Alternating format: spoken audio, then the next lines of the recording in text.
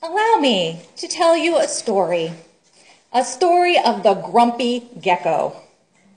This is a tale from Bali, which is an island in Indonesia, surrounded by coral reefs with a landscape of white sand beaches, rainforest jungles, lush rice terraces, and volcanic mountain peaks. Bali is famous for its tropical beauty. One day, in a shady glade, the chief of the jungle slept, the tiger chief, until this sound came over him. Gecko, gecko, gecko! Tiger woke up with a snort. He opened one yellow eye. Gecko, he growled, what do you want? It is the middle of the night. But I've come to complain. Now, what could Gecko the lizard have to complain about? He spent most of his time lazing around, just sleeping and eating. Even when he was hungry, all he had to do was flick out his tongue and lick up a mosquito. What's troubling you? Tiger asked. It's the fireflies, said Gecko. All night long they fly around, flashing their lights in my eyes, keeping me awake, flashing and flickering. I haven't slept for days. It's making me very grumpy. You're the chief of the jungle. Make them stop. Tiger stifled a gigantic yawn. I'll talk to the fireflies, he promised. Tiger sighed and set off to find the fireflies. Wading through wet paddy fields, the night vibrated with the chirps and croaks of frogs and the trills of a million insects. Above the paddies, the fireflies flickered and flashed. Fireflies, Tiger called. Gecko says you have been disturbing his sleep, flashing and flickering your lights all night long. Is this true? Well, we do flash our lights all night, replied the fireflies, but we don't want to disturb anyone. We're just passing on Woodpecker's message. We heard him drumming and drumming. We heard him drumming a warning. I see, said Tiger. Well, then I'll go talk to Woodpecker. At the edge of the paddies, Tiger found Woodpecker drumming against a coconut palm. Rat-a-tat, rat-a-tat, rat-a-tat. Woodpecker, Tiger winced. The fireflies say you have been rapping and tapping, tapping and rapping, drumming out a warning. Is this true? Of course, said Woodpecker, puffing up his feathers. I provide a great service. Clearly, my efforts are not appreciated. He looked down his long beak at Tiger. Beetle rolls manure right across the path. I warn the jungle animals so that no one steps in it. Without my drumming, who knows what mess you'll all be in? Oh, said Tiger, well, that's very helpful. Thank you. Tiger licked his nose thoughtfully. I'll go speak to Beetle. It was easy to spot Beetle on the jungle path. In the moonlight, his back gleamed like polished metal. What's all this? Tiger asked. Woodpecker says you're rolling filthy mess all over the place. Yep, can't stop, Beetle replied, rolling a ball of dung right up to Tiger's paw. Water buffalo drops piles of it all over the path. If I don't move some away, there will be muck everywhere. Excuse me. And Tiger lifted his paw and Beetle bustled past. Oh, said Tiger, suppressing a sigh. Thank you, Beetle. I'll go and see Buffalo. Tiger found Buffalo asleep in a pool of mud. Buffalo, Tiger roared. Beetle says you've been leaving your manure all over the path. Is this true? Oh, yes, sir, said Buffalo, lowering his head. I leave manure all over the path, sir. But you see, sir, it's helpful, sir. Rain washes holes in the path every afternoon. I leave my manure only to fill up the holes so that no one trips and falls. If I didn't, sir, someone could get hurt. I see, said Tiger. Well, that's very thoughtful of you, Buffalo. Tiger's tail twitched. He was beginning to lose patience. He sighed, I'll go ahead and hear what Rain has to say. So Tiger set off for the great mountain, the highest peak on the island, and the home of Rain. Tiger climbed and he climbed and he climbed. He climbed through jungle, woodland, and scrub, and then he climbed some more. At last his claws clattered onto the smooth grass of the mountain peak. He stopped to catch his breath. He looked down the mountain. The sun was rising, and Tiger stared. Jungle spread out for miles around, flamboyant with flowers, wild orchids and climbing lilies, trumpets of violet blue, and starbursts of brilliant flame red. Tiger sniffed. He smelled jasmine and other fragrant flowers. He swiveled his ears. He heard newborn streams trickling. And below the jungle, on the green gold steppes of the paddy fields, he could just make out the faint flicker and flash of the fireflies. Well, no need to ask rain why rain rains. Tiger smiled. He cooled his paws in a stream and watched for a while. He watched the water journey from mountain to sea, sustaining every living thing on its way, even the tiniest mosquito. Tiger plunged his muzzle into the clear, fresh water and drank.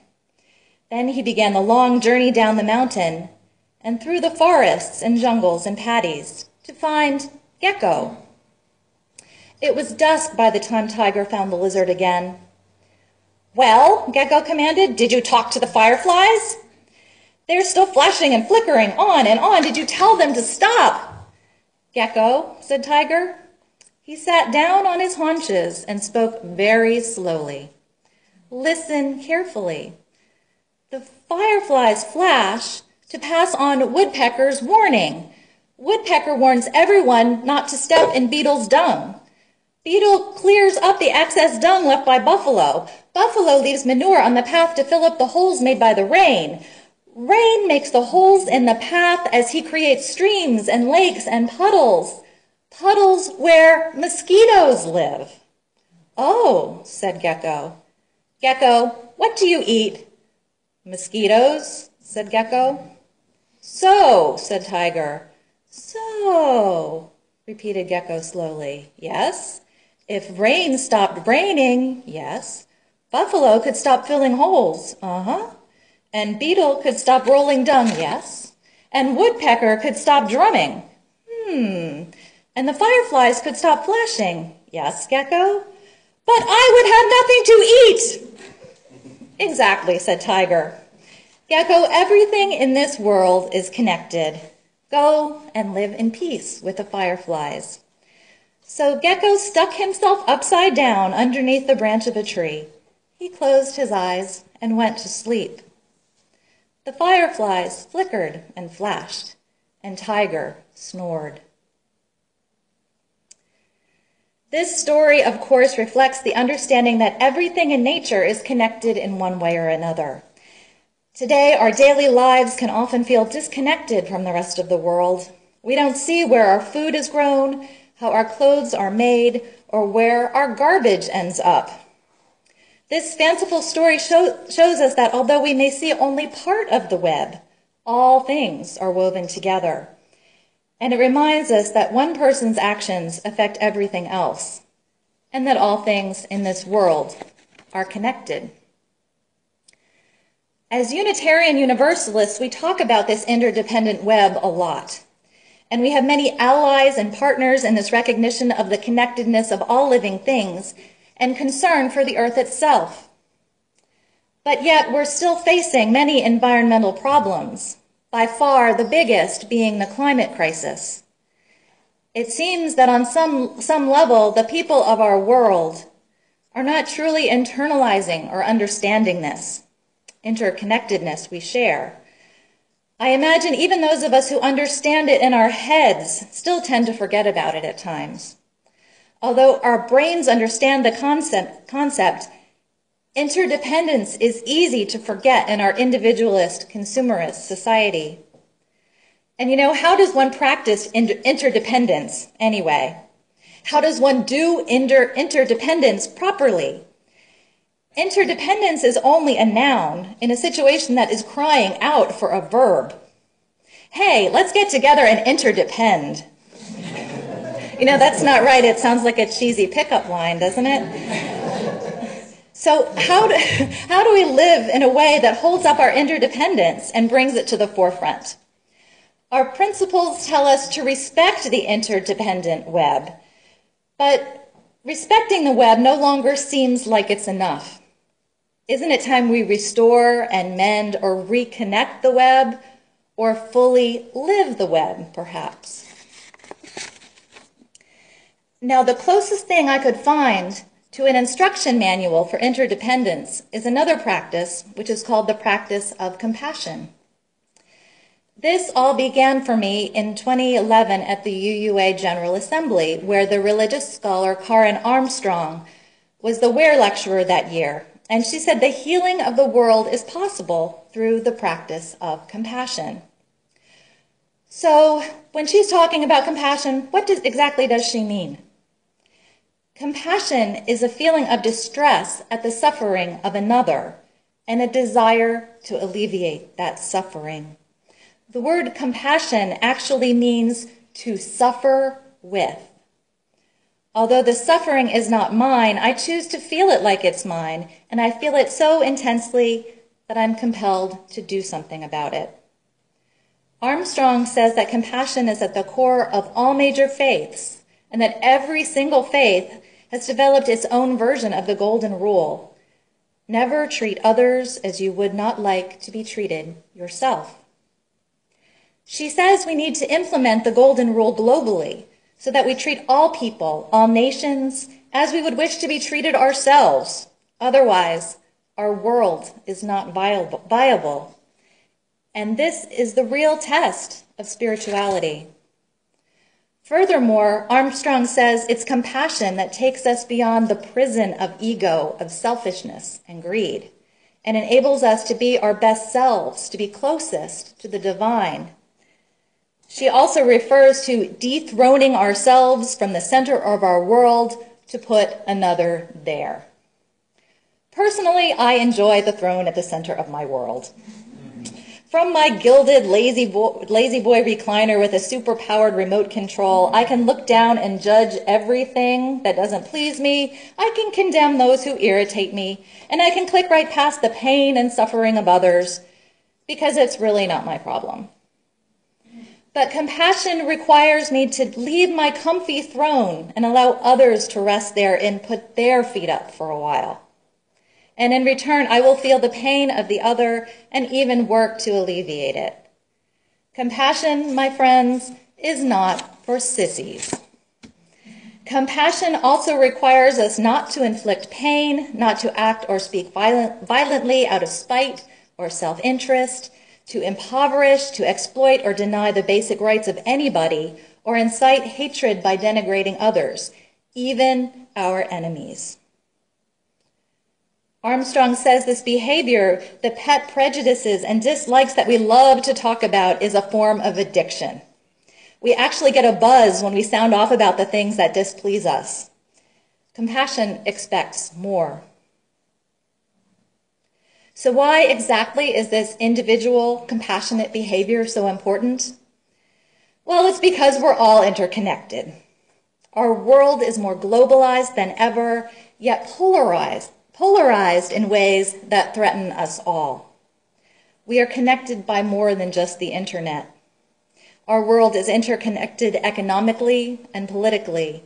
What happens in one place in the world has an impact on what happens in another. How we treat people in one place has an impact on how we are treated. That's why we need to practice compassion, to suffer with and take responsibility for the pain of others.